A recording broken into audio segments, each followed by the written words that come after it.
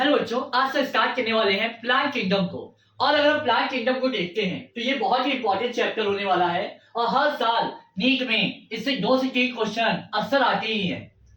और अगर हम बात करें बेटा प्लांट किंगडम की, तो यहाँ पे हम क्या पढ़ने वाले हैं। यहाँ पे एनसीईआरटी ने एक बहुत ही मोस्ट इंपॉर्टेंट टॉपिक हटा दिया जिसका नाम था अल्टरनेशन ऑफ जनरेशन। उसको भी हम समझेंगे, बिकॉज अगर आप अल्टरनेशन ऑफ जनरेशन नहीं समझते हो तो ये चैप्टर आपको समझने में बहुत प्रॉब्लम आने वाली है, आपको लाइफ साइकिल नहीं समझ में आएगी। उसके बाद हम जानेंगे एल्गी के बारे में, ब्रायोफाइट के बारे में, टेरिडोफाइट के बारे में, जिम्नोस्पर्म के बारे में और एंजियोस्पर्म के बारे में। आज हम पढ़ेंगे इंट्रोडक्शन के बारे में और हम जानेंगे प्लांट किंगडम को। आर.एच. विटेकर ने हमने पढ़ा था क्या कि आर विटेकर ने 5 किंगडम क्लासिफिकेशन दिया था। कब दिया था? 1969 में। और इसमें क्लासिफिकेशन में क्या पढ़ा हमने? मोनेरा, प्रोटिस्टा, प्लांट, एनिमल और फंजाई। अलग अलग कैरेक्टर के हिसाब से क्या हुआ, हमारा क्लासिफिकेशन आता गया। मोनेरा, प्रोटिस्टा, प्लांट, एनिमल और फंजाई।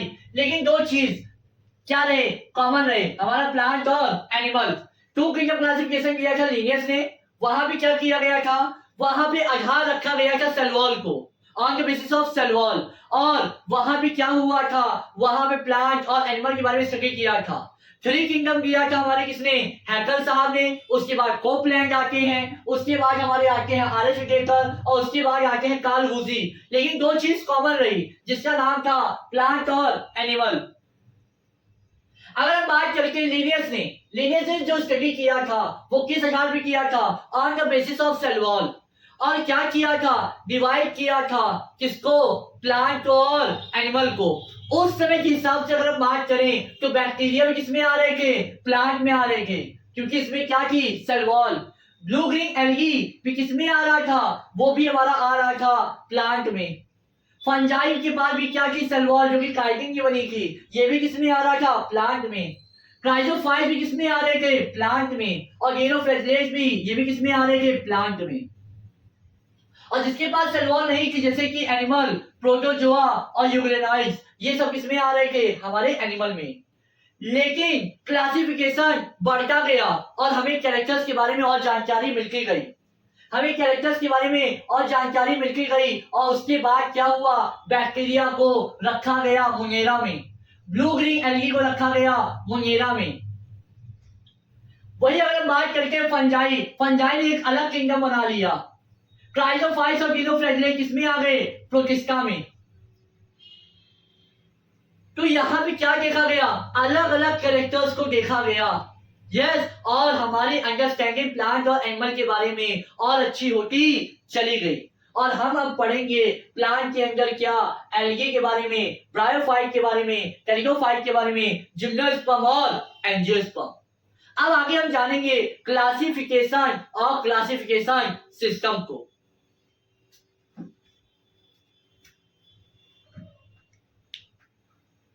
अगर बच्चों बात करते हैं क्लासिफिकेशन और क्लासिफिकेशन सिस्टम की, तो क्लासिफिकेशन और क्लासिफिकेशन सिस्टम सेम है क्या?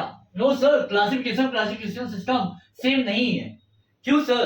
अगर मैं बात करूं, मैं एक वैज्ञानिक हूं, ठीक है, और मैंने क्या किया, मैंने कोई चीज को क्लासिफाई किया कुछ कैरेक्टर के हिसाब से। हाँ, तुम्हारा नाम है जटिन, तुमने क्लासिफाई किया कुछ कैरेक्टर के हिसाब से। डॉक्टर सीलू हैं, उन्होंने क्लासिफाई किया कुछ कैरेक्टर के हिसाब से। डॉक्टर हर्षित सर ने क्लासिफाई किया कुछ कैरेक्टर के हिसाब से। इसी तरह एरिस्टोटल ने किया, लिनियस ने किया, हैकल ने किया, कोपलैंड ने किया, कार्ल वुजी ने किया, और ऐसे हजारों क्लासिफिकेशन आए होंगे। क्या हम सारे क्लासिफिकेशन को एक एक करके पढ़ सकते हैं क्या? नहीं सर, ये बहुत डिफिकल्ट है 1000 ऑफ क्लासिफिकेशन को एक साथ पढ़ना। तो साइंटिस्टों ने क्या सोचा? साइंटिस्टों ने सोचा कि क्यों ना कोई ऐसा क्लासिफिकेशन निकाला जाए जिससे हम हजारों क्लासिफिकेशन को एक सिस्टम के अंदर पढ़ सके।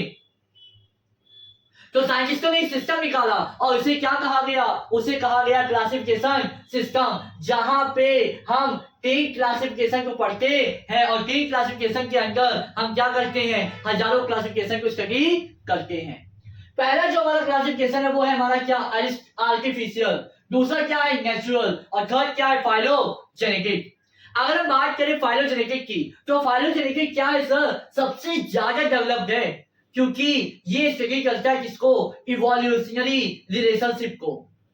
हम क्या हुए हैं? हम इवॉल्व हुए हैं। और इसी फाइलोजेनेटिक के अंदर आता है आर्टिफिशियल भी और इसी के अंदर आता है नेचुरल भी।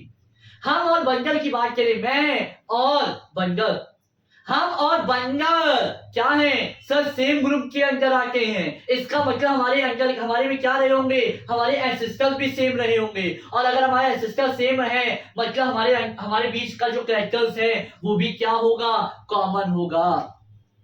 और ऐसे कर करके हम 10 स्पीसीज को लेते हैं। कितने स्पीसीज को लेते हैं, 10 स्पीसीज को लेते हैं। और कॉमन कैरेक्टर के हिसाब से हम उनको क्या रखते हैं, एक सेम ग्रुप में रखते हैं। किसमें रखते हैं, एक सेम ग्रुप में रखते हैं। और जब हम कॉमन कैरेक्टर के हिसाब से जब हम एंसेस्टर को सेम ग्रुप में रख रहे हैं, वो किसमें आएगा, फाइलोजेनेटिक में। और फाइलोजेनेटिक में आर्टिफिशियल भी आएगा और नेचुरल भी आएगा। इस वजह से फाइलोजेनेटिक क्या है, आज के टाइम का हमारा जो है क्लासिफिकेशन है और सबसे डेवलप्ड है, और इसे हम कहते हैं इवोल्यूशनरी रिलेशनशिप।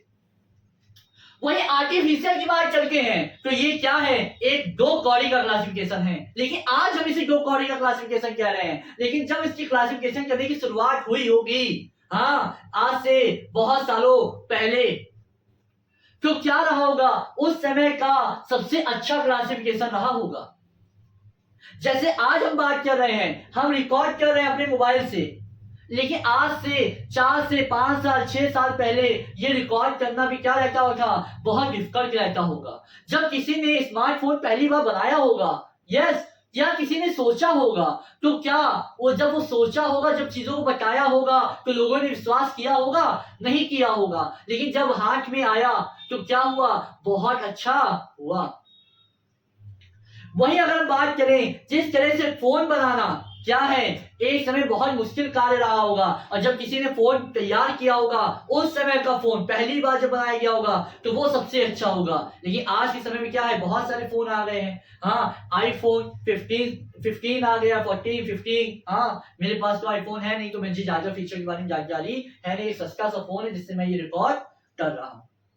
हाँ, वही अगर हम बात करें टायर की, तो टायर भी क्या हो गए हैं, जब बनाया गया होगा, इसके बारे में सोचा गया होगा, तो कभी ऐसा सोचा नहीं गया होगा टायर का शेप हो सकता है बहुत बड़ा होगा, उसमें बहुत सारी चीजें चेंज लाई गई होंगी, और आज टायर का शेप कुछ अलग तरह का दिखाई देता है। इसी तरह उस समय का ये सबसे वाहियात था, लेकिन ये सबसे पहला था, तो उस समय इसको सबसे अच्छा माना गया होगा। और इसी के साथ धीरे धीरे साइंटिस्ट आते जाते हैं, कलेक्टर्स आते जाते हैं, और क्लासिफिकेशन आता जाता है। अगर हम बात करें इस क्लासिफिकेशन में हम क्या स्टडी करते हैं, हम ग्रॉस स्टडी करते हैं। किसके बारे में, मॉर्फोलॉजिकल कैरेक्टर के बारे में। मतलब यहां पे क्या किया, लीनियस की बात की गई, और लीनियस ने केवल मॉर्फोलॉजिकल कैरेक्टर को देखा। मॉर्फोलॉजी मतलब बाहर से, एनाटॉमी मतलब अंदर से, जैसा जो आपको पढ़ाया था इसके बारे में। मॉर्फोलॉजी मतलब क्या होता है, बाहर से, एनाटॉमी मतलब अंदर से।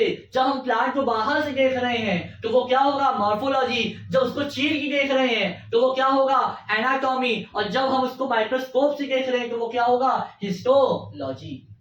तो लिनियस ने क्या किया, प्लांट के मॉर्फोलॉजिकल कैरेक्टर को देखा, और एक या दो कैरेक्टर को देखा, और एक दो कैरेक्टर के देख के क्या किया गया, क्लासिफिकेशन किया गया।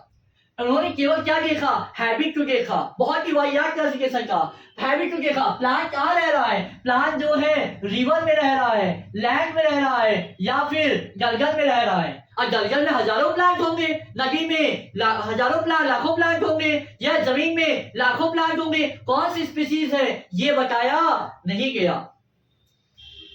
अरे क्लासिफिकेशन तो ऐसा होना चाहिए सर, जिसको देख के तुरंत हम स्पीसीज का पता लगा सके।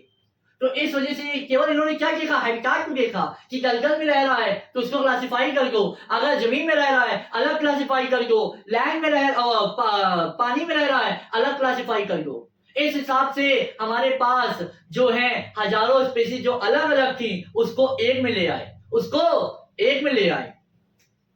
वही अगर बात करें, इन्होंने कलर को देखा, कलर प्लांट के का कलर, प्लांट की लीफ का कलर गाढ़ा हरा और बिल्कुल हरा नहीं, या फिर कम हरा, इस हिसाब से क्लासिफाई कर दिया। जो जिसका कलर हरा है उसको अलग स्पीसीज बना दिया, और जिसका कलर हरा नहीं है उसको अलग स्पीसीज बता दिया। हाँ, तो ये वाहियात क्लासिफिकेशन इन्होंने ये किया। थर्ड चीज देखा शेप को, नंबर ऑफ लीफ को। भैया इन्होंने पत्तियों के शेप के हिसाब से जिसका शेप एक जैसा है उनको एक ग्रुप में रख दिया, और जिनका शेप अलग है उसको अलग ग्रुप में रख दिया। मान लो कोई क्या आई, बकरी आई और चबा ली, पत्ती को चबा ली, तो भैया वो पत्ती तो अलग ही हो गई, वो पत्ती तो अलग हो गई।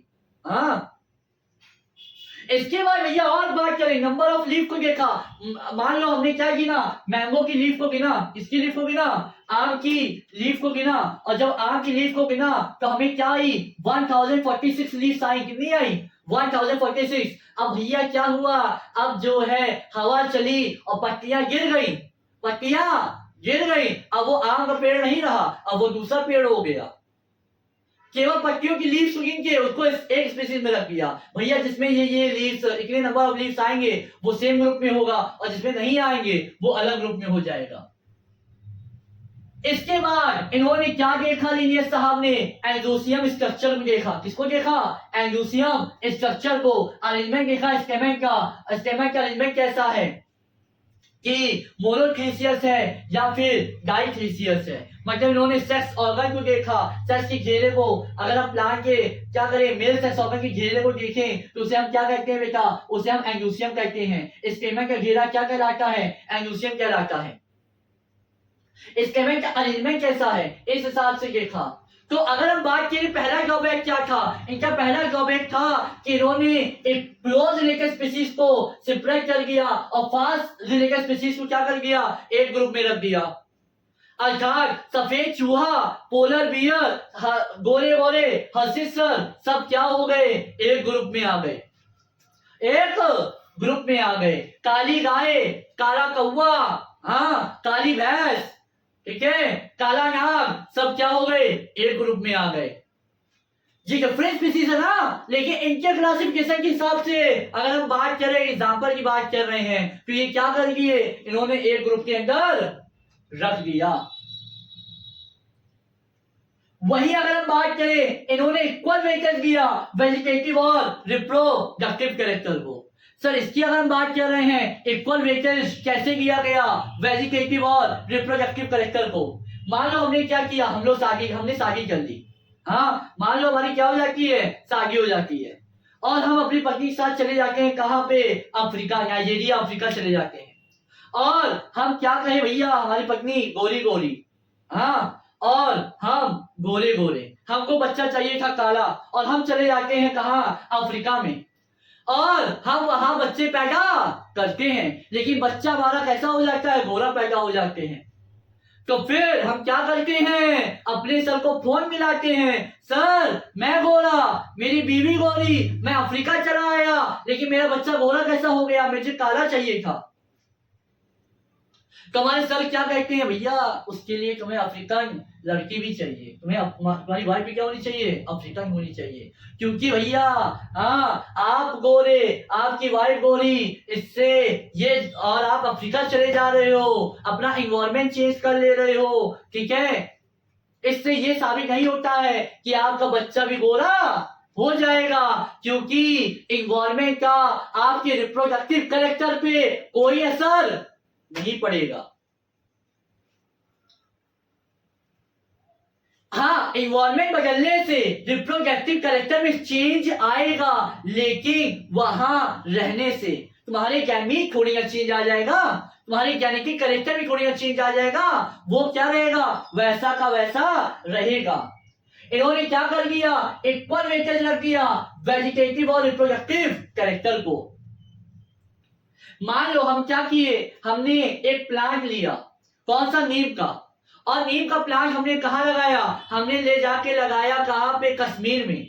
अब जब कश्मीर में हमने नीम का प्लांट लगाया तो उसकी सेब कैसे आई, उसकी सेब कुछ इस तरह से आई, उसकी सेब कैसे आई, कुछ इस तरह से आई, ठीक है, उसके वेजिटेटिव स्ट्रक्चर पे चेंज आया।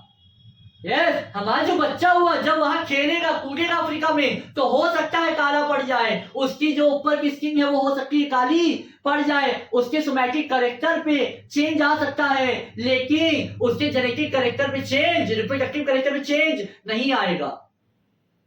अब ये क्या हो सकता है, नीम का पेड़ रहेगा, चाहे हिमालय में जाके लगा के, चाहे रेगिस्तान में जाके लगा के, चाहे कहीं भी जाके लगा के, ये नीम का पेड़ जो है कड़वा रहेगा, मीठा नहीं हो जाएगा। है ना। तो इन्होंने क्या किया कि भैया, इन्होंने भाई वाहियात काम किया, इन्होंने इक्वल वेटेज दे दिया वेजिटेटिव कैरेक्टर को और रिप्रोडक्टिव कैरेक्टर को, जबकि ऐसा नहीं होगा। वेजिटेटिव कैरेक्टर को इफेक्ट करेगा लेकिन उससे रिप्रोडक्टिव कैरेक्टर पर कोई असर नहीं आएगा। इसके बाद हम जानेंगे किसके बारे में, नेचुरल क्लासिफिकेशन के बारे में।